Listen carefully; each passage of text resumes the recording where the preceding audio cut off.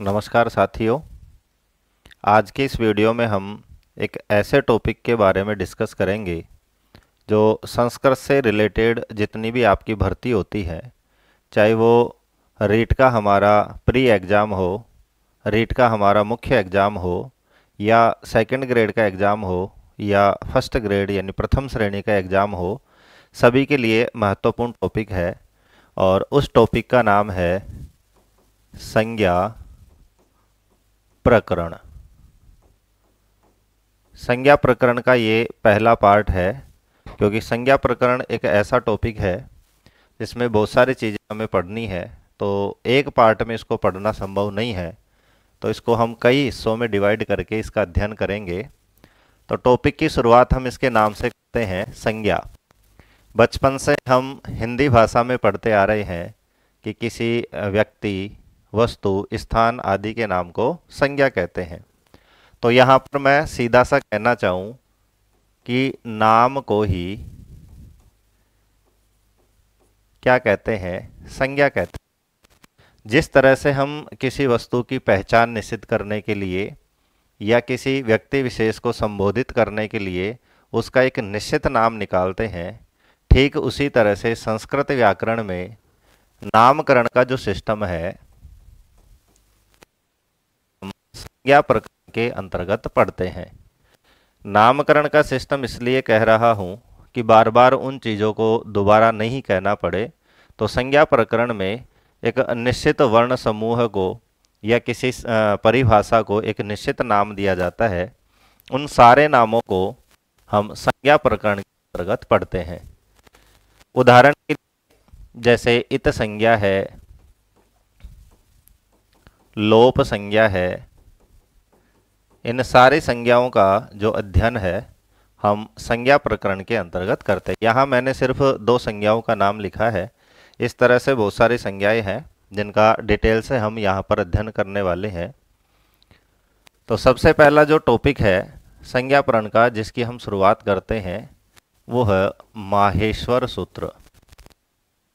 माहेश्वर सूत्र। तो देखते हैं कि माहेश्वर सूत्र क्या होते हैं।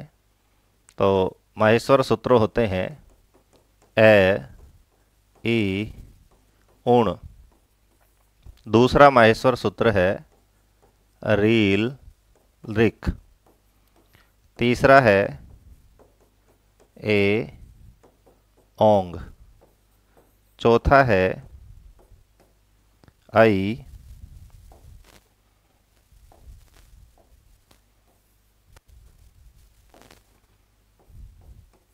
आई, औच। पांचवा है हय, वरट। छठा है लण। सातवां है यम, गण, नम, यम गणनम।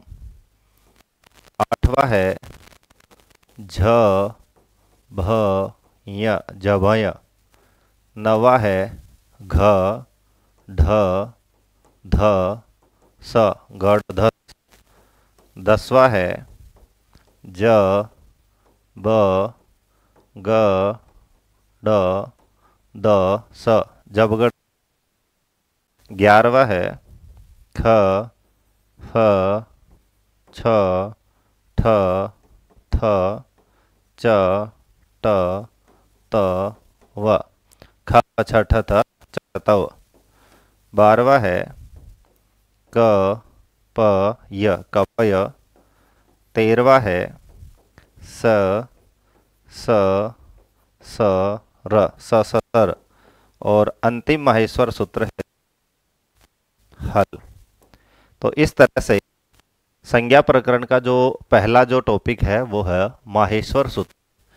माहेश्वर सूत्र अर्थात संस्कृत की वर्णमाला, क्योंकि संस्कृत के जितने भी वर्ण हैं उनके जो भेद उपभेद हैं वो कहाँ से निकल कर आते हैं? इन्हीं माहेश्वर सूत्रों से संपूर्ण जो व्याकरण की वर्णमाला है वो निकल कर आती है। तो सबसे पहला जो पॉइंट है जो हमें परीक्षा की दृष्टि से याद करना है वो है माहेश्वर सूत्र। इनको सारों को हमें याद करना है। याद करने का जो सिस्टम है संस्कृत का वो है अभ्यास। बार बार आप 3-4 बार इसका अभ्यास करेंगे तो आपके ये कंठस्थ हो जाते हैं। दोबारा मैं इनका उच्चारण आपको बताता हूँ। अ ई उण, रील ऋक, ए ओंग, अ औच, ह य वर्त, लण यमगणनम, जभय गढ़धस, जबगढ़दस, ख फ छ ठ थ चटतौ, कपय सस सर हल। तो सबसे पहला जो प्रश्न बनता है वो यही बनता है कि कति माहेश्वर सूत्राणि, कि माहेश्वर सूत्र कति यानी कितने होते हैं।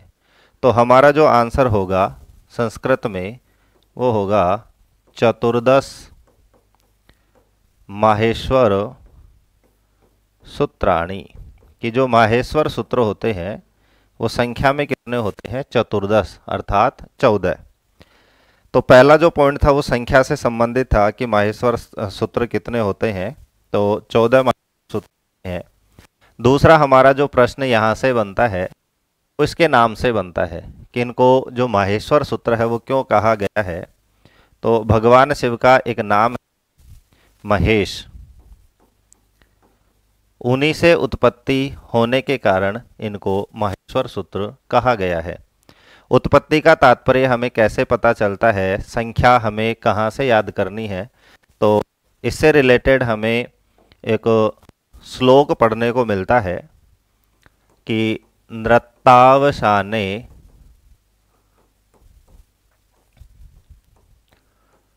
नटराज राजो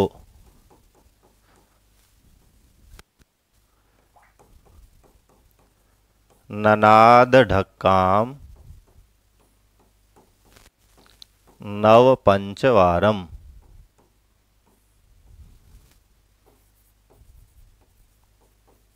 उद्धर्तु कामः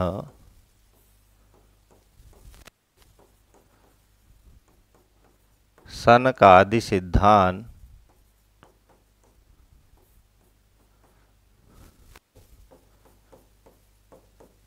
एतद विमर्शे शिव सूत्र जालम। तो इस श्लोक के माध्यम से हमें संख्या का भी पता चलता है और माहेश्वर सूत्रों की जो उत्पत्ति है, कहाँ से हुई है, इनका इतिहास क्या है, सारी चीज़ों की जानकारी हमें इस श्लोक से मालूम होती है। अर्थ देखते हैं कि नृत्तावसाने, इसमें दो पद हैं, एक पद है नृत्त और एक है अवसाने। संज्ञा प्रकरण में आगे हम पढ़ेंगे, ये भी एक संज्ञा है अवसान, जिसका सूत्र है विरामो अवसानम, यानी जो विराम है, रुकना है, उसे ही हम अवसान कहते हैं।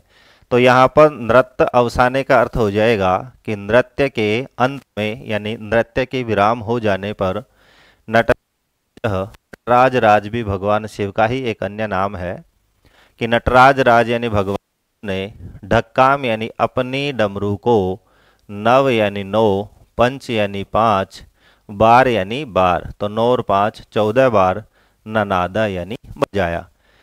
तो अपने जो नृत्य है, तांडव जिसका नृत्य है, रुचिकर जो नृत्य है भगवान शिव का वो है तांडव। तो अपने नृत्य के अंत में भगवान शिव ने अपनी डमरू को कितने बार बजाया, 14 बार। तो कामः यानी उद्धार करने के इच्छुक भगवान शिव ने, किन उद्धार करने के इच्छुक, सनक आदि सिद्धांत, सनक आदि जो ऋषि हैं, सनक आदि जो मुनि थे, उनके उद्धार करने के इच्छुक भगवान शिव ने अपने नृत्य के अंत में अपनी ढक्काम यानी डमरू को नव पंचवारम ननाद, 9 और 5 बार बजाया। ननाद जो शब्द है वो लिट लकार का पद है, परोक्ष लिट सूत्र से लिट लकार होता है कि परोक्ष भूतकाल में लिट लकार का प्रयोग वहाँ होता है। तो ये सब चीज़ें हम धातु प्रकरण में वहाँ पर पढ़ेंगे। लास्ट की लाइन का अर्थ है कि एतद शिव सूत्र जालम विमर्शे, भगवान ने इस शिव सूत्र जाल की रचना की। इस श्लोक के माध्यम से हमें सारे जो पॉइंट हम पिछली स्लाइड में पढ़े थे कि कितने माहेश्वर सूत्र हैं, रचना कहाँ से हुई है, इनको माहेश्वर सूत्र क्यों कहा जाता है, सारी जो जानकारी है वो हमें इस श्लोक के माध्यम से प्राप्त होती है। इसी के साथ हमें एक अन्य जो चीज याद रखनी है वो है अन्य नाम, कि माहेश्वर सूत्रों के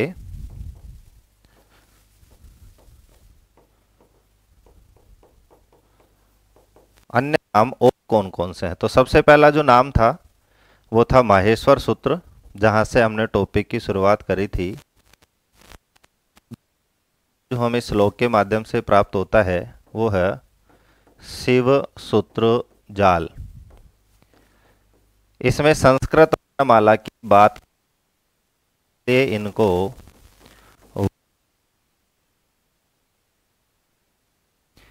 वर्ण होता है अक्षर, अक्षर वर्ण का ही पर्यायवाची है, इसलिए एक अन्य नाम हो जाता है अक्षर समामनाय। इन माहेश्वर सूत्र का प्रयोजन है, क्योंकि आगे हम पढ़ेंगे कि या संज्ञा सा फल, कि व्याकरण शास्त्र में जो भी संज्ञा की जाती है उसका कोई ना कोई फल अवश्य होता है। तो इसी तरह से माहेश्वर सूत्र हैं, इनका भी प्रयोजन है, और इनका जो प्रयोजन है वो है प्रत्याहार निर्माण। तो इसीलिए इनको प्रत्याहार सूत्र भी कहा जाता है। तो इस तरह से आपको हर तरह से इनको याद रखना है कि शिव सूत्र जाल से भी आ जाए तो इसका तात्पर्य होगा माहेश्वर सूत्र, वर्ण समामनाएं आ जाए तो भी आपको समझना है माहेश्वर सूत्र, अक्षर समामनाएं आ जाए तो भी आपको समझना है माहेश्वर सूत्र, और प्रत्याहार से प्रश्न आ जाए तो इसका भी तात्पर्य होता है माहेश्वर सूत्र। तो इस तरह से पहले हमने 14 माहेश्वर सूत्र देखे, उसके बाद में कहाँ से इनकी उत्पत्ति होती है वो टॉपिक हमने यहाँ पर देखा। तीसरा जो महत्वपूर्ण बिंदु है जो हमें याद रखना है माहेश्वर सूत्रों के बारे में वो था इनके नाम।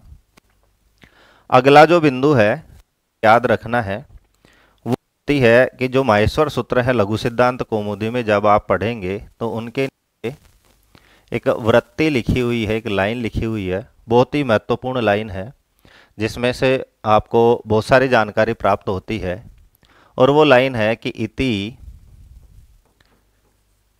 माहेश्वर,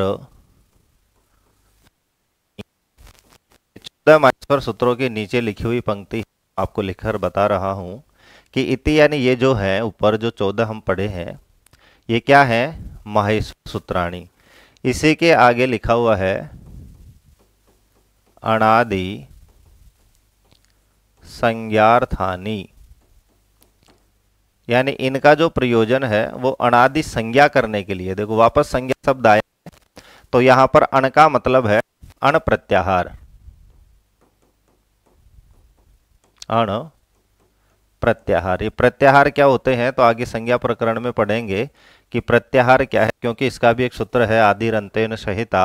तो उस सूत्र से हमें प्रत्याहारों का जो ज्ञान है वो प्राप्त होगा। यहाँ शॉर्ट में आपको बता दूं क्योंकि यहाँ पर आया है, अण का मतलब है कि माहेश्वर सूत्रों में ऐसे हम प्रारंभ करते हैं और न हलंत जो न है जहाँ भी हमें मिलता है वहाँ पर हम रुकते हैं, और इनके बीच में जो सारे जो वर्ण आते हैं उनको शामिल करते हुए उसको हम अण प्रत्याहार कहते हैं।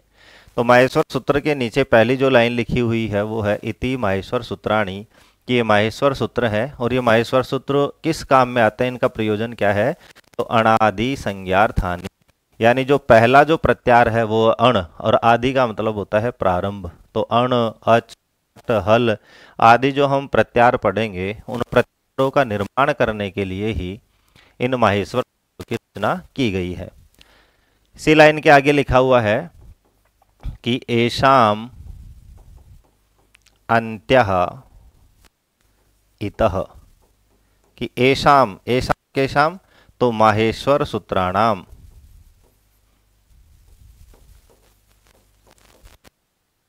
का जो अंत यानी अंतिम अक्षर है इतः, उनकी इत संज्ञा की जाती है। तो ये जो माहेश्वर सूत्र हैं इनके अंतिम अक्षर हम देखते हैं। पहले का अंतिम अक्षर है न, दूसरे का अंतिम अक्षर है कह, तीसरे का है ङ, चौथे का है च, पांचवे का है ट।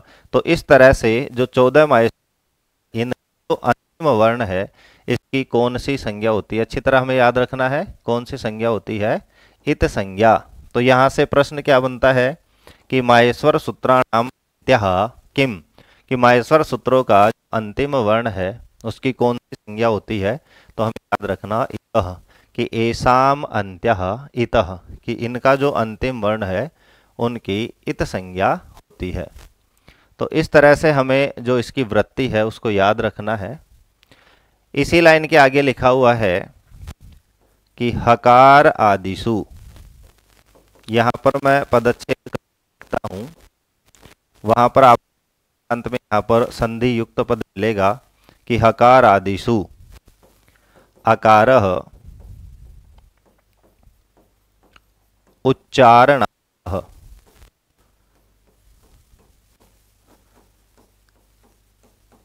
लण मध्ये तु इत संज्ञकः। बहुत ही महत्वपूर्ण ये लाइन है। तो वृत्ति में पहली लाइन है इति माहेश्वर सूत्राणि अनादि संज्ञार्थानि, दूसरी लाइन है एसाम अंत्या इतः, कि इनका जो अंतिम अक्षर है वो इस संज्ञक होता है। तीसरी महत्वपूर्ण और अंतिम जो लाइन लिखी हुई है वो है अकार आदिशु अकारः उच्चारणार्थः लण मध्ये तु इत संज्ञकः। तो हकार से तात्पर्य है कि जो पांचवा जो माहेश्वर सूत्र है जहाँ से व्यंजनों की शुरुआत होती है, तो हकार आदिशु, हकार आदि का मतलब है ह, य, व, र, अंतिम को छोड़कर यहाँ तक जितने भी अक्षर है, ल है, य है, म है, ग है, इनमें जो अ है, जैसे ये जो है इसमें एक तो ह और एक अ है, दोनों मिलकर यहाँ पर है लिखा हुआ है।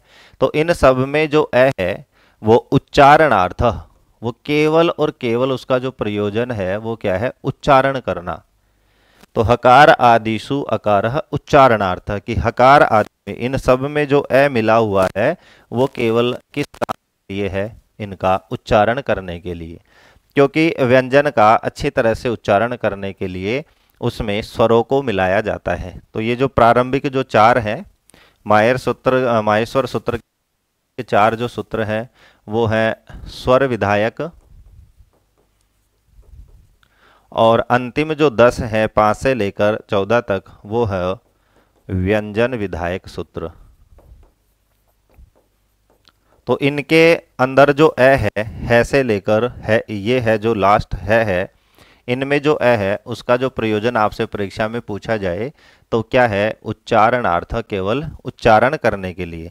लण मध्ये तु इत संज्ञकः, आगे लिखा हुआ है कि लण मध्ये, तो हमारा छठा जो माहेश्वर सूत्र है जो आपने अभी देखा है कि छठा जो माहेश्वर, तो लण मध्ये तु इत संज्ञकः, लण का जो ल है यहाँ पर देखते हैं कि ल में भी ल और अ मिलने के बाद में ये ल आया है। तो लण मध्ये तु इत संज्ञकः, लण में जो अ है वो उच्चारण के लिए ना होकर के वो इत संज्ञक है।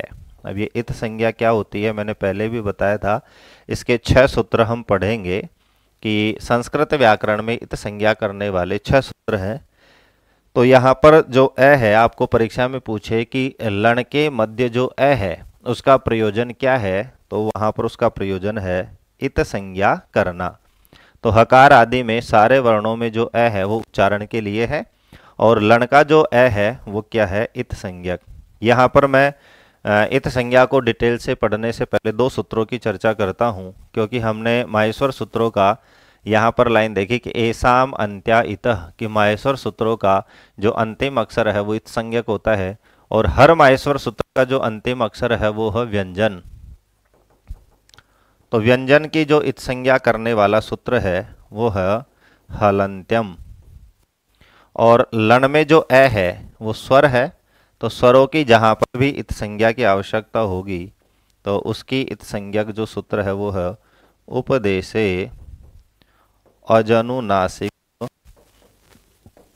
इत, कि उपदेश अवस्था में जो अच है अनुनासिक उसकी इत संज्ञा जो सूत्र विधायक है वो है उपदेशे अजनुनासिक इत। जो अगला प्रश्न है, इन दोनों सूत्रों को मैंने इसीलिए लिखा है कि जो माहेश्वर सूत्रों का जो अंतिम अक्षर है उसकी संज्ञा कौन से सूत्र से हम करेंगे? हलंत्यम। और जो लण में जो अ है उसकी इत संज्ञा कौन से सूत्र से करेंगे? उपदेश से अज अनुनासिक इत। तो आज के वीडियो में हमने माहेश्वर सूत्रों से संबंधित जितनी भी जो जानकारी थी, चाहे फर्स्ट ग्रेड हो, चाहे सेकंड ग्रेड हो, चाहे रीट का एग्जाम हो, सभी के लिए जो महत्वपूर्ण सारे के सारे जो बिंदु थे वो मैंने इस वीडियो में शामिल किए हैं। संज्ञा प्रकरण का जो सेकंड पार्ट होगा उसमें हम प्रत्याहार निर्माण के साथ साथ जो मुख्य जो संज्ञाएं हैं, संज्ञा विधायक जो सूत्र हैं, उनके बारे में चर्चा करेंगे। तो आज के लिए इतना ही, मिलते हैं संज्ञा प्रकरण के नेक्स्ट पार्ट।